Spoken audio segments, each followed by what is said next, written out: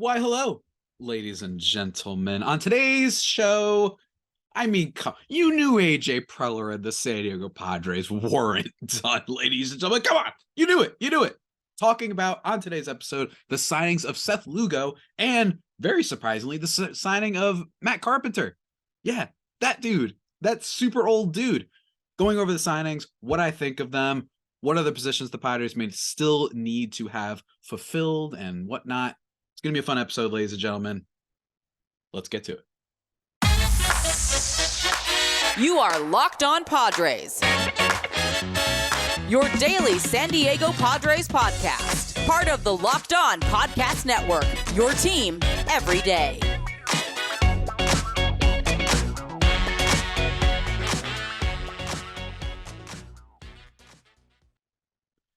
Greetings, ladies and gentlemen, and welcome to another edition of Locked On Padres podcast, which is part of the Locked On Podcast Network, your team every day for Wednesday, December 21st. As always, I'm your host with sometimes, occasionally, but certainly not always the most, Javier Reyes. You might be familiar with some of my baseball-related work at Just Baseball, where I sometimes write there. It's been a while, I admit, but going to be writing about some fun stuff there soon. And you can also check me out on Twitter at Javipeno, JAVIIPENO, or at LO_ Padres. If you want exclusively Padres related tweets and whatnot. My account lately, comic book stuff and also Padres stuff, but a little bit of comic stuff. I love my comics. It's great stuff.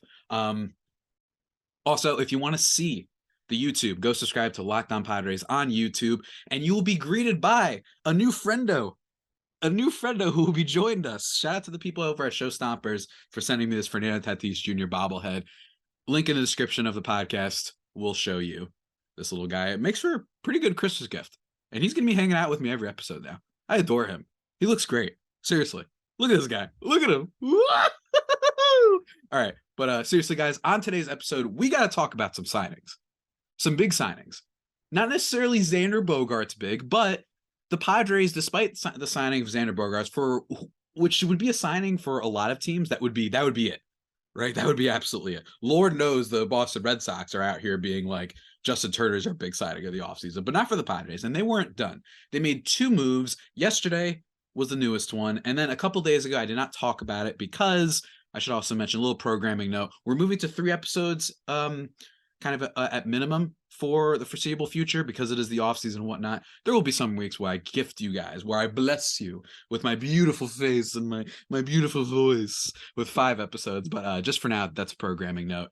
So Seth Lugo happened a couple days ago, and then Matt Carpenter, a real bomb, like a real bombshell that happened yesterday.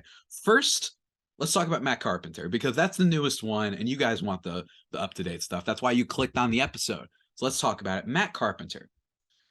I mean, there was a tweet a while back that basically was talking about how, in terms of slugging in a certain amount of sample size, Matt Carpenter was up there with like the type of names that you read that are so 1920s and then like Babe Ruth, right? Like Matt Carpenter was absolutely incredible for the Yankees this past year, albeit in a smaller sample size. He hit in just 47 games. In just 47 games, he hit 15 homers, which is absolutely nuts. He had a slugging of .727, batting average .305, on-base percentage .412. Just in 47 games, he counted for 2.3 F4. That's outstanding. Like, let's just be very clear. Absolutely phenomenal stuff from your boy Matt Carpenter, who, in fairness, this is not an entirely random thing. Matt Carpenter was a good player, actually quite a great player, one of the more underrated doubles machines in baseball for a while when he was with the Cardinals. Like one of the more consistent players. He was part of why they were good. I mean, if you just want to go by F4 totals in 2013, basically all the way until 2018, very steady player, 7.2, 3.4, 5.3, 3.7, 3.1, 4.6. I'm not saying this guy's a Hall of Famer or anything. He's certainly not, but he was really good. Then injuries snuck up on him. He stopped hitting for power basically entirely, stopped hitting all those doubles that he was famous for, and just kind of faded away. And it looked like he was done. And then last year for the Yankees had a massive resurgence. And I guess the Padres, in their infinite wisdom, decided, well, you know what? we are buying into this. And they signed him to a mega deal, not a mega deal, but a 1-year deal worth 12 million. This from Ken Rosenthal, 12 million, and could earn a maximum of 21 million over 2 years if he exercises a player option and all of his salary escalators and incentives are earned. So here's the thing. There's a couple ways to look at this deal. Number one is that the Padres are saying this is a utility guy. I do not believe that Matt Carpenter is going to be the starting third baseman because we have Manny Machado, right? I do not think he'll even be one of the starting outfielders on the team because, in fact, he doesn't have a lot of speed there. He is old, and it's not like he was ever that incredible of a defensive player before. Even when he was playing third base, he was kind of right? If you want to go by defensive rating, defensive runs saved, out to by average, whatever. He was never quite good there. Instead, he might just be this super utility player. Whether or not that spells the potential for a move that's incoming, right? Some people might hear utility player and they might think, oh, does that mean Ha-Seong Kim's on the move? I don't necessarily think so. I think that they're fine with Kim, but I don't think that this is it. I do not think that Matt Carpenter is going to be a guy that the Padres rely on to be the starting left fielder or center fielder or whatever for the 2023 season. I just don't think that. I think they're a lot smarter than that. And I think they know, given how much like trouble they've had over the past few years with having depth in their outfield, it would be mighty shocking if they ended it at this. So if you look at it from that perspective, okay, cool. So that means that another move might be coming. What I will say is, while Matt Carpenter was really impressive last year, one of the things I'm worried about is in Petco Park, is that power going to translate? It almost certainly won't translate no matter where he is to the degree that it was last year. Like I said, 727 slugging is not even video game. That's just kind of like superhero territory. Well, I guess that's inhuman sort of, right? So I don't expect him doing that. I don't think he's going to have the strength of the Hulk. And another concerning thing is if you just want to go by the home runs, almost all of them were to right field. And that's not necessarily bad usually, but as people may be familiar, the Yankees have the infamous short porch, right? The infamous short porch thing. All of his home runs went to right field with the exception of one that ended up a ground rule double for the Yankees. And most of his hits, in fact, went to right field. So he was an extreme pull hitter. But again, I think that you have to take into account that I do not think this is going to be the starting player. Right. I just don't think that. I think that another player may be brought back. They might be working on bringing Jurickson Profar back. I saw a video of him hanging out with Tatis in the Dominican Republic. I could totally see that. I do. And I will say, a little bit pricey of a contract with potentially 21 million. I was surprised by that.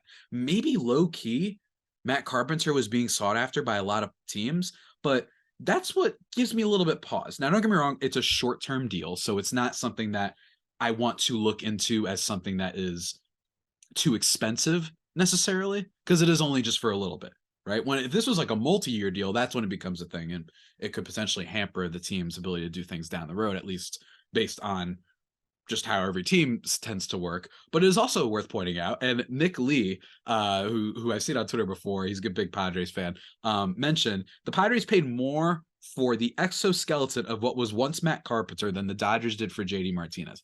That is a little bit unfair of a point because he did revitalize, he did change his swing, although what I mentioned about the right field is something that we need to take into account.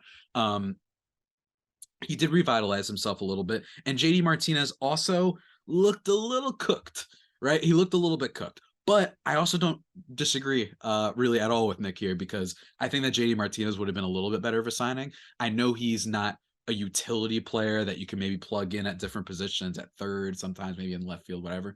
But JD Martinez, I think, was a little bit hurt last year, and he's also a little bit younger. And even still, I mean, do we really have to bring up like JD Martinez wasn't even that bad, right? Like if you're just looking at him to potentially be a DH for your team this past year, just the raw like slash line wasn't too bad. He had a 1 WAR, which isn't great because no defense, and strikeout rate isn't great, or I should say the walk rate isn't great, but even still 274, 341, 448. That's not a bad player to take a flyer on just in terms of the slash line. The problem is that the home run power was down, but I think he was a little bit hurt. With Carpenter, he also did get hurt. So my vibe on this move is I'm worried about how the power is going to translate.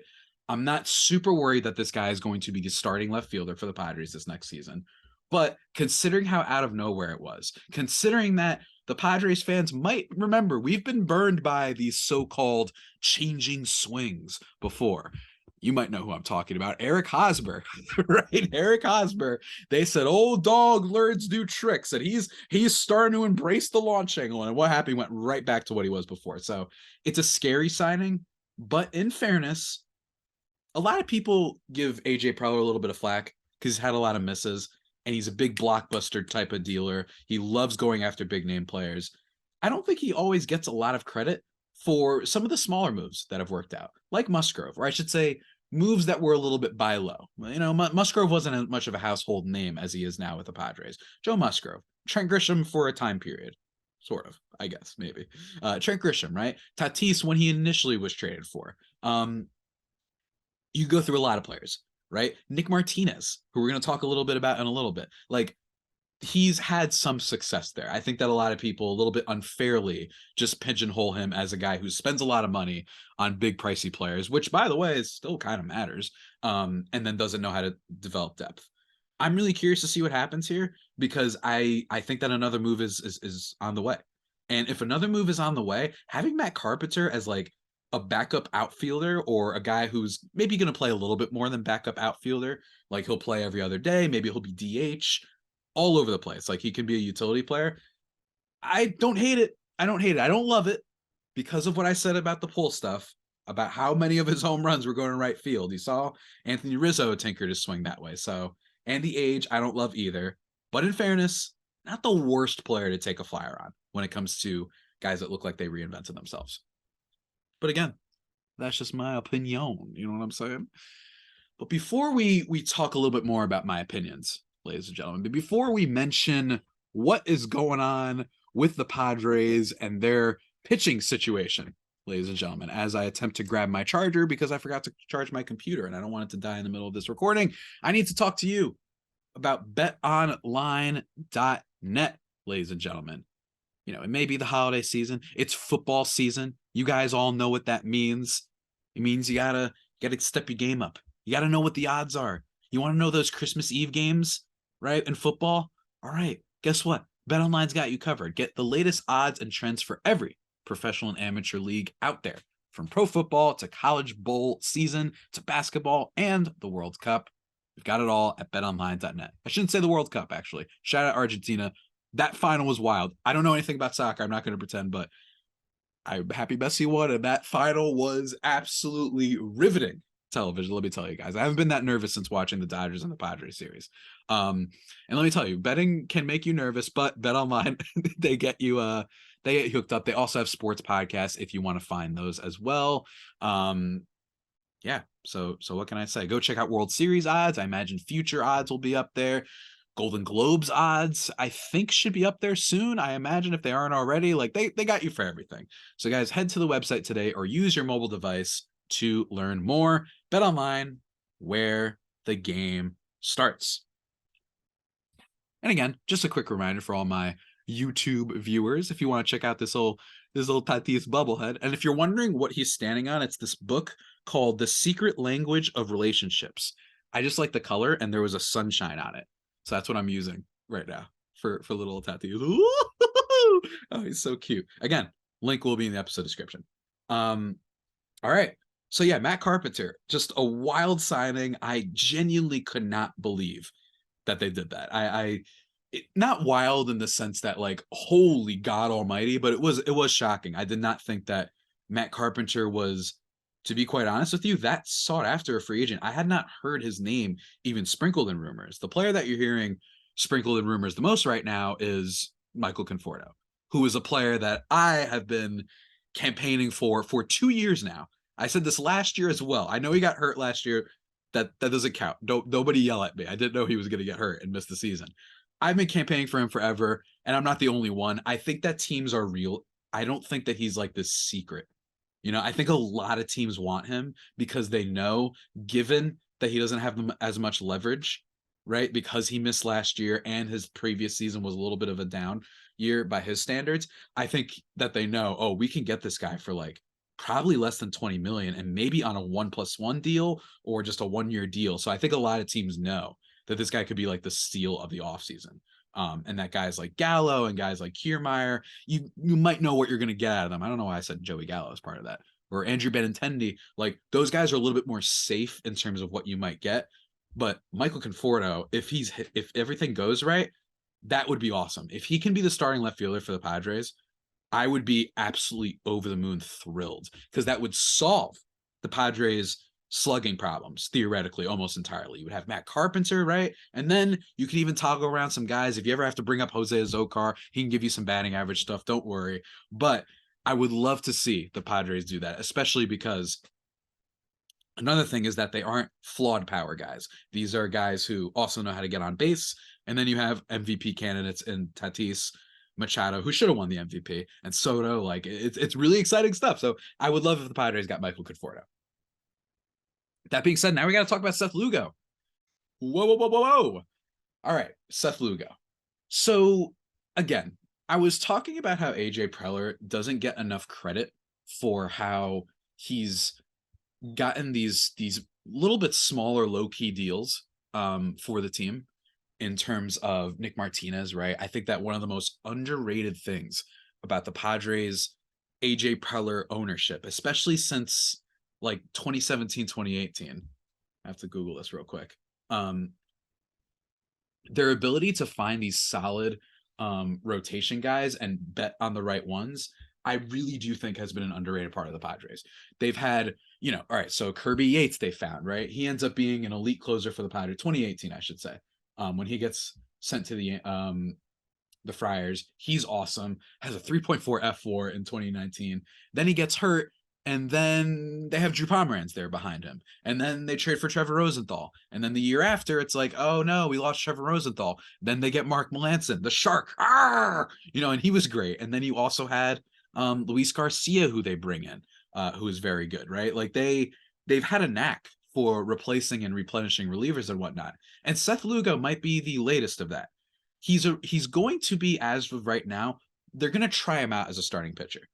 Which is cool. They signed him to a 2-year, $15 million deal. He can opt out after this past year, so it's a player option. So it's an average annual value of $7.5 million. And if you're wondering, but he didn't do all that much that was impressive last year. He had a 3.6 ERA. That's not that great, right? And then his strikeout rate was down. It was down from the past 3 seasons. I get that, but I am curious to see, because Seth Lugo for a little bit, especially when with the Mets, especially aside from, again, 2020, I'm willing to throw out 2020. I really am. I think that 2020 has shown us a lot of things about judging players a little bit too harshly in such a small sample size, which again speaks back to the Carpenter concerns. But I think that let me see if I can find it here. I do think that Seth Lugo, he was kind of a little bit of the face of this sort of movement towards more strikeout heavy pitchers, right? Like you have your people who bet on James Karinchak and all these different relievers, and I think Seth Lugo is one of them. And the Mets found him, and he was just a strikeout ace, when he came to the Mets, right? 2018 was really the first year, 25% K rate. Year after that, 33. Year after that, 29. Even in 2020 when he was messing up. Then 28 in 2021. And then it did dip to 25.4. He did lower the walk rate, but unfortunately, that is what he did. So I think that Seth Lugo is basically going to be this year's Nick Martinez. I don't know if he's going to work as a starter. I really don't. I think that it is more likely that he doesn't. But taking a gamble on him as being the 5th starter at this value, at this 2-year deal, I don't mind it. I don't mind this as let's just see what happens. Same thing goes for Nick Martinez. And they did that last year, and he was okay. He could give you innings every now and when it's necessary. But at worst, he's going to give you some awesome bullpen stuff. This is a team that a lot of people are worried about with the bullpen. I do wonder if this is a sign that they're a little bit worried about Drew Pomeranz, potentially. Because Drew Pomeranz, Austin Adams, some of these guys coming back, the Padres bullpen might be just not even might. I think the Padres bullpen is going to be tremendous next year. I think that with Hader as the closer, and then Robert Suarez was awesome, another player that people doubted when it came to AJ Preller. You still got Luis Garcia, who has some nasty stuff sometimes when he's in the mood. There's not really many weak links in this Padres bullpen, especially if Seth Lugo ends up transitioning there, at least in my opinion. And same thing goes for Nick Martinez. If either of them stink as starters or whatever, and they decide, let's move you to the bullpen, that is totally something that I like. I like that there's flexibility there. I like that they're kind of prepared for both situations to happen. And again, everybody, myself included for a little bit, they doubted the Nick Martinez signing. I would not doubt the Seth Lugo signing. I think he's got strikeout stuff. I think he throws hard. And I think that he's been on a winning team, and we just poached him from the Mets. And a lot of teams were interested in him, which is it's not always a nice green flag, not always, but it is interesting, right? Because I do look at that stuff every now and then, because I remember Joe Musgrove when he was a little bit of a nobody, a little bit. I remember he was getting so much traction and attention at the trade deadline, and I was like, what? Why Joe Musgrove? He's all right, but like he only throws like 93. There was a reason for that. I recommend every now and then, I think that these rumors about how many teams are interested in, pocket that and just keep it in mind, because it might mean that teams know something more than the Puerto Rican kid who's recording in the basement with his library and his Wolverine looking hair with his Tatis bobblehead. Maybe they know a little bit more than me, right? Or you. And I think that that's what we learned with some of these players over the past couple of years, especially with Joe Musgrove. So that's just me. Very interesting stuff. But before we kind of conclude, everybody, kind of conclude my thoughts on this mini spending spree. All right. You talked about something very serious. Did you know that driving high is considered driving under the influence? That's right. Driving under the influence of marijuana is against the law in every state, even in states where marijuana is legal.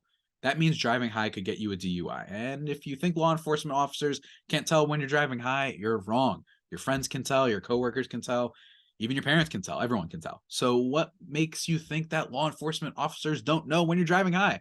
All right, they know. So even if you think you're fine to drive when you're high, you're not, because the bottom line is if you feel different, you drive different, and driving high is driving under the influence. So remember, drive high, get a DUI. This has been paid for by the NHTSA. Guys, be careful out there. It's very serious. No jokes from me. Drive sober. It's the right thing to do. Keep people safe. But now let's get back to the craziness, ladies and gentlemen. Let's continue talking about these signings, about Seth Lugo, about Matt Carpenter. What a busy offseason like this has been for the Padres. And it really, compared to last year, when everyone was yelling at the Padres, right? Not everyone was yelling, but they were a little bit frustrated because you knew Tatis was going to be out. And everyone wanted the Padres to get Castellanos. And I imagine that AJ Preller tried. That guy clearly tried, but Philly ended up getting him. There's some other players out there. Your Jorge Solers. I'm forgetting who else was a free agent last year for some reason, among outfielders at least.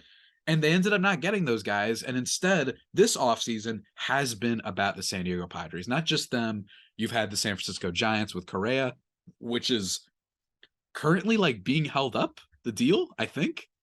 Some weird stuff going on in San Francisco right now. I don't know. Apparently, he might have failed a medical thing. I don't remember ever like big deals like this rarely fall apart, but I am curious to see what happens there. I really am. I don't know. Just curious, guys. You know what I mean? I don't know what's going on there, but I'm curious to see how that deal goes by. You have the Yankees getting Rodon. You even have the Blue Jays making moves, and you have the Dodgers, who in my opinion, have had a tremendous offseason. I think when they signed Noah Syndergaard and JD Martinez, I think that those are solid pickups, right? And thank the Lord they didn't go out and get like a superstar, because that would have been annoying. I just would have been like, you got to be kidding me. You know what I mean? Like, Correa, please sign with San Francisco, and thank God Dansby Swanson went to Chicago Cubs. I do not want to have to deal with the Dodgers every year being able to scoop up a top-level free agent. That would be maddening. But anyway, the Padres have a busy offseason. You have the signings of Robert Suarez and Nick Martinez to start things off, and I think the Suarez signing is one that, while the haters are giving that signing a lot of crap, I think they're getting ahead of the curve. I've said this before, and I think that overall they're saying, we think Robert Suarez is going to be a top 10 reliever, and we think that Josh Hader is also going to be a top 10 reliever. But Hader's going to cost more, so let's sign Robert Suarez now before people realize he's one of those top 10 relievers, and then potentially let Josh Hader go in free agency. totally cool with that. Totally cool with that. I still think he could be dominant for the team and be helpful on a potential World Series run, right? Gonna be a lot of fun. And then, of course, Xander Bogaerts, was one of the more shocking signings I think that's happened. For sure, when you take into account the contract, when you take into account how many other teams were rumored for him, the Padres just go for it. And the fact that they already have Tatis and Ha-Seong Kim on the roster makes a lot of people like, they're just like, what the heck happened? The Padres, all that money for 11 years. And then Seth Lugo and Matt Carpenter. So it has been a very busy offseason, much busier than last year. And now we're at a point where, what do the Padres do? I've already talked about Conforto. I think that would be the ultimate win. And I think Jurickson Profar as a re-signing would also be a really, really cool pickup. One, because I just love Profar. I mean, I'm just going to be honest. He's one of my favorite players on the team, if not outright, sometimes my favorite. And I just, he makes me so happy every time I see him. A smile that lights up the world. So handsome, and really productive player. And I like the way he worked with the team. I remember a moment last year when Profar, I believe he made a mistake. And instead of getting like really into it, just kind of owned up to it. And the teammates, like there was that really cool moment. I forgot what team this was against. I think it was against the Dodgers? I don't remember exactly, but it was in the regular season and he messed up and they kept in on him. And I thought that was awesome. I thought it was so cool to see that they were like, cool, like you owned up to your mistake. He's like, yeah, I messed up. I took it a little bit too slow getting the ball back in. I like the chemistry with the team, and I like that he's clearly really close to Tatis. He wouldn't be the only option though. Among some of the more notable free agents left fielders, there's still some people out there. Well, I do think that Michael Conforto could absolutely play left field if need to. I think his skill set translates. There's still some really interesting left fielders out there. Adam Duvall, one of the more underrated defensive players that you will ever see in baseball. Nobody talks about this guy. Maybe he didn't have as great of a year last year. I'm not totally sure. I'm going to look that up actually. But he's super underrated in that department. And when he's hot, he is a home run machine. I know the F4 isn't good, 0.9. It looks like he regressed a little bit defensively this past year. Let me see if I can get some of the more classic advanced stat stuff real quick. Advanced fielding. Where are we? Left field this past year. Yeah, he had -2 defensive runs saved. His outs above average was still 1, and then the previous year. So he's still been like a really underrated defensive player. He's had years where he's had 17 defensive runs saved. Now that was years ago, but even still, like he's Adam Duvall, not a minus defensively. At worst, he could be just as good as Jurickson Profar, in my opinion, when it comes to the defense.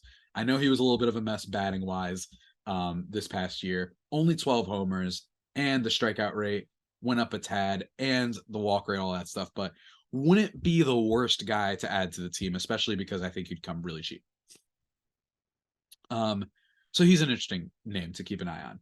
Then you've got David Peralta, again, a very steady player, not too bad. Robbie Grossman, who I have been campaigning for a while now. I think that his power would play better in a different ballpark. I like his walk stuff. I know he's stunk this past year, but not terrible. Problem with him would be defense. Not a very good defensive player. Even when he's on, not a very good defensive player. Tommy Pham's out there. One of my favorite forgotten storylines, I think, of this past year is the Tommy Pham hatred of the San Diego Padres, how he just only hit well against them this year. I think he hit like 4 home runs against the Padres this year. It was actually pretty incredible. I enjoyed the heck out of it. I thought it was so funny. Just seeing him rip like nukes that he never hit that hard when he was with the Padres. Corey Dickerson is another one. Raimel Tapia, Luke Williams, Ben Gamel. Again, nothing crazy, but if they are unable to get Conforto, I don't hate some of these guys that I mentioned here. Profar for the vibes and because of a really nice bounce back season, and he's younger than all these guys that I mentioned, which is good. Adam Duvall because I think the power could come back, and he's a good defensive player, although he will be frustrating because he's a little streaky. So if the Padres don't want a streaky sort of player, then maybe that's not the right direction to go in. I don't mind it because with the signing of Matt Carpenter, I don't mind if you also just bring in Duvall and just have, just a rotating sort of crew out there. I think that could be really effective. And then, of course, you have my boy, Michael Conforto, who I think is probably overall the best free agent that remains. Honestly, Will Myers is a free agent. He's not going to play left.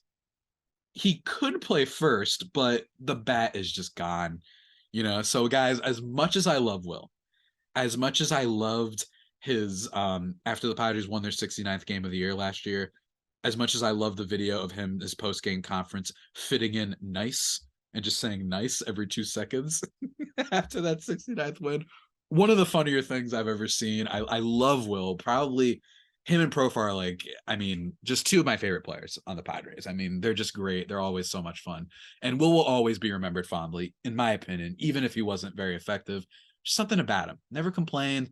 We're just kind of always there, and I think that a lot of people appreciate that. And some really good vibes and some good memes. So always will love Will, but I don't think that that's a solution there. Dexter Fowler is somehow still in the league.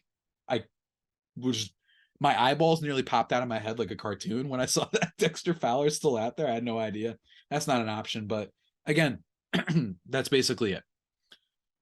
Michael Conforto is the top one, but after this Matt Carpenter signing, as much as I would love for the Padres to then bring in Conforto, who would just be, I really think it's just going to be so awesome this year. I'm willing to bet my life on it. Maybe not my life, but a good portion, maybe a finger. Let's just stay away from the betting life and vital body parts and whatnot. But I think that guy's going to be awesome. Maybe Matt Carpenter is the Padres getting ahead because they know that because of all the reported interest, they've already gave out a lot of money this offseason. Maybe because of all the reported interest in Conforto, they know there's going to be some team out there that gives him a bigger deal. He is a Boris client. So maybe the signing of Matt Carpenter points to no Michael Conforto, which is unfortunate, but I also don't mind because the Padres have done a ton this offseason. They just brought in Seth Lugo, which I think is an interesting addition that could be awesome. And at minimum, an awesome bullpen guy. You have Xander Bogaerts. You have the re-signing of Nick Martinez and Robert Suarez. I still think that they've had a really awesome offseason. And that's not even taking into account that one of their biggest additions is someone that they have, he's coming back from injury.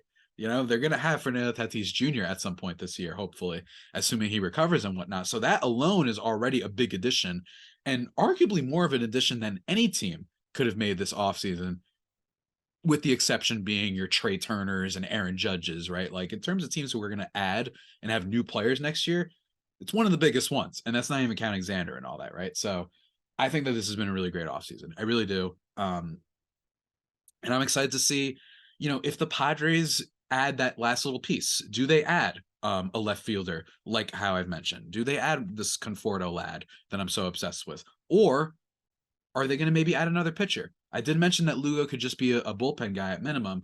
I still really like Corey Kluber. One, I've mentioned this before because of the vibes. I love the vibes. And also because I think that he's just a less expensive version of what you might get out of your Nate Eovaldi types, right? I think that he's going to make a lot of bats miss. He's not going to walk a lot of guys. Will he get hurt? Probably. But he's kind of effective when he pitches. Kind of. Sort of. Usually. And because the vibes of bringing him back after trading him away when he was a low-level prospect and him being a 2-time Cy Young winner and all that, I would just really like that. I think it'd be a really fun ad. And then there's also some interesting guys like your Wade Miley's, if you're just looking for someone who can eat some innings for you and just be a solid, like a reliable pitcher. That way you're not relying on a Velasquez or a what's his name?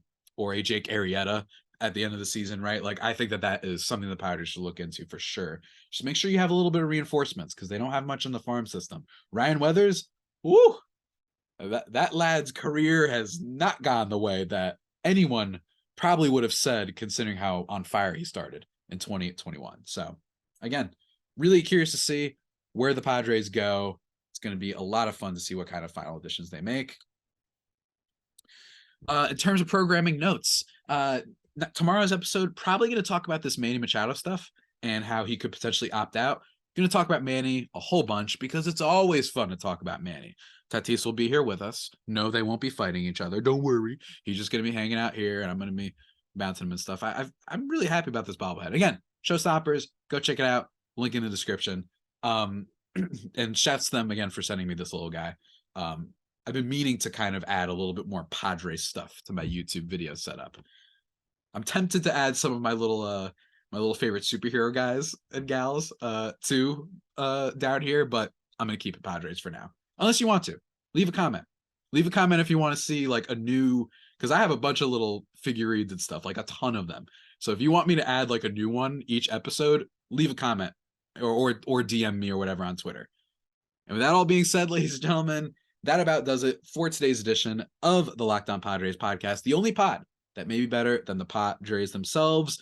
Follow me on Twitter at Javapeno. DM me if you want to see me every episode bring out a new figurine along with Tatis. That'll be his new friend of the day.